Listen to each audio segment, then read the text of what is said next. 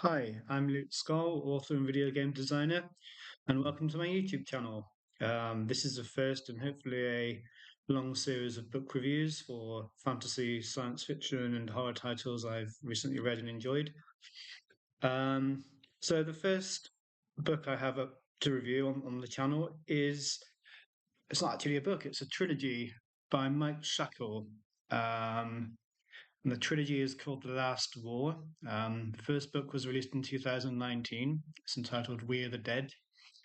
And that was followed in 2020 by A Fool's Hope and in 2022 by Until the Last. It's a fantasy series very much in the style of grimdark, gritty, military um, based, quite close POV, so that the reader's really thrust into the action. So the first volume, We Are the Dead, opens with the invasion of the Pink Kingdom of Gia by the barbaric Egriel, who worship a bloodthirsty god, very similar to Khan, actually, or Khorne from the Warhammer settings. He cares only for blood and death and murder, and all the souls that his faithful can send his way, screaming into the void. So we open with the Kingdom of Gia being invaded. Um, it's actually a very surprising and refreshing opening in the sense that the good guys almost immediately lose. So within the first half a dozen chapters, you have what we at least assume are the protagonists variously being maimed, murdered, losing loved ones, having their lives torn apart, and then the book picks up like 40 or 50 pages in with the aftermath of the successful invasion. And so what we have essentially is a proud kingdom that's been invaded, it's being subjugated, its people are being murdered and sacrificed, and it's down to a handful of brave heroes and heroines to save the day. I say heroes and heroines, being grimdark. The last war, most of the characters are various shades of grey.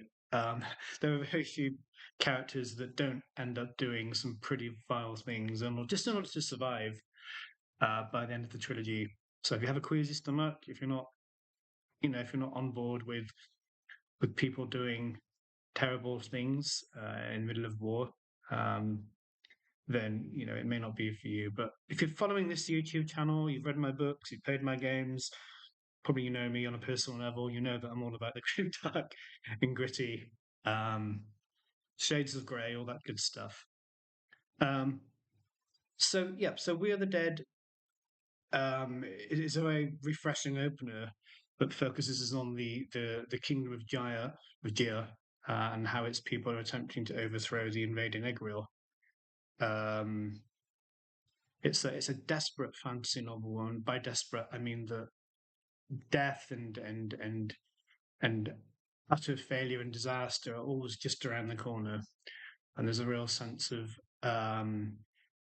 there's a real sense that things are terrible, but they could get even worse if our protagonists aren't very very lucky. Um, I won't go into too many details about the various characters. I think that's probably best experience for yourself. You've got the aging military genius, and you have the young buck out to prove a point, and you also have rather originally just a single mother trying her best to survive the war, um, as well as many others that were introduced in A Fool's Hope and then Until the Last. Um, one interesting thing about these books is that, contrary to many series, the first one's kind of like average length for an epic fantasy novel, and the second one is longer, and then the third one is an absolute monster of a book. You could kill a small elephant with. It's like 800 pages or something.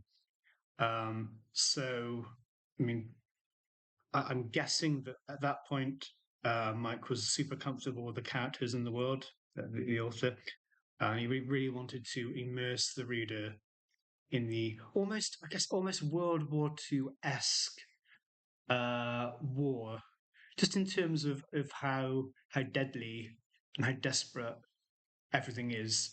Um, So one interesting thing I found about the trilogy that really kicks in probably around book two is that some of the characters develop powers that almost make them feel like superheroes, right? So they're able to fly, hurl lightning through the air, etc. Whereas most, like 99% or 99.9% of this world, they're just regular humans. And if you ever wondered what would happen if a fantasy hero was given powers almost akin to an Iron Man or Superman or whatever, and then unleashed upon an opposing army, well, I'll tell you what happens. Tens of thousands of people massacred. The death count goes through the roof. Um, it almost becomes a case by the end of the second book that you've got like a one man or one woman army waging war on an entire continent. Now, in order to give some of these characters their superhuman powers, book two takes the story in some very unexpected places. Um, for me, I didn't absolutely love the direction that this like leveling up process, how it was told. Some people probably love it. I wasn't a huge fan. However, it's certainly original, um, and it does a very effective job of explaining how characters that start the trilogy, as small children, are able to grow into powered badasses by the third book. Um, so I guess if the first book is the story of a kingdom rebelling against its invaders, the second book is a story of how the champions of the rebelling kingdom achieve their powers, and then the third book is the war. The coming together, the clash between these uh, two kingdoms in a sort of one shall stand and one shall fall, to quote the old Transformers film manner. And I mean, I said it's 800 pages. It's 800 pages of intense, breathless warfare. It really makes the reader feel like they're there with alongside these characters in the trenches. Because of the nature of the enemy, you have demons that can fly through the air and drop alchemical bombs that are essentially World War II style grenades. You have the chosen that have all sorts of powers. Some may be able to read your mind, others may be able to regenerate from any kind of wound. And so you have all these, and you also have monsters. So many of the monsters in the Last War trilogy seem somewhat inspired by Eastern mythology. So you have like ogres or oni, and um, you have I say they're not monsters as such, but some of the characters seem to use shuriken stars and other distinctly Japanese weapons. So there's definitely like a Japanese, almost like an anime manga style flavor to the world, which gives it like a nice, unique twist. Um, but returning to the third book, yeah, it's an absolutely harrowing account of war in a fantasy setting that probably has the largest body count of any fantasy novel I've ever read. In fact, possibly some of Stephen Erickson's Manazan novels uh, top the death count somewhat, but nonetheless, it's a hell of a bloodthirsty book. Um, but I feel that Mike does an excellent job of um, taking the traditional grimdark elements and fusing them with like a World War II inspired aesthetic in terms of how the warfare is conducted, and also with a dash of like Eastern mythology to make it feel quite unique and distinct. In terms of writing style, I'd say that if you're a fan of like Joe Abercrombie, Stephen Erickson, um, these kind of authors, you're probably going to love the Last War trilogy. Um, I think if I had to rate them from at 5 stars, I'll say book one is an easy 5. Book two It's probably a 4 star. As I said, I wasn't super keen on all the elements, but I appreciate what it was trying to do and that it was original, and then it brought everything to a place where the third book just, is just a crazy unleashing of global warfare. And the third book's probably also a strong 4 star. And as overall, the trilogy is a strong 4. I tend to be very stingy with my 5 stars, but this is absolutely one of the best series I've read in the past 5 years or so. I should also mention that in response to fan demand, Mike wrote a short story. I'm just going to find the name of it. Okay, it's A Lost Cause.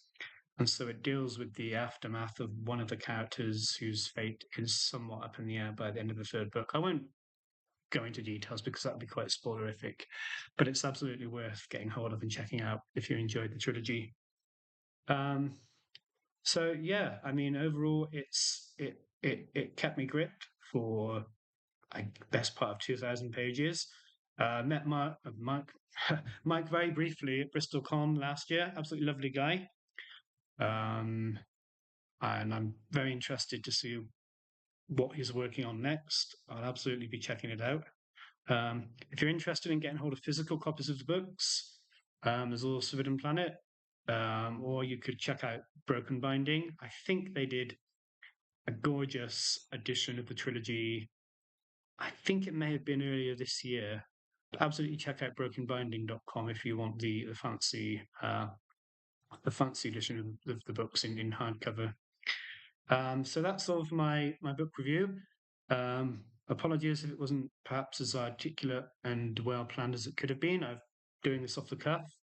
Um, Again, future book reviews, I'll probably draft something beforehand, just so I don't stare into the distance and fumble and mumble my words as I just did. But yeah, hope you enjoyed the book review. Do check out the trilogy. Next book I'm hoping to review on here will be the new Dragonlance. That's the third in the Dragons of Deceit trilogy, whose name escapes me right now, but I can see it on the table over there. So I'll give that a read and then post a review here, let you all know my thoughts. So thank you very much for your time and have a great day. Cheers.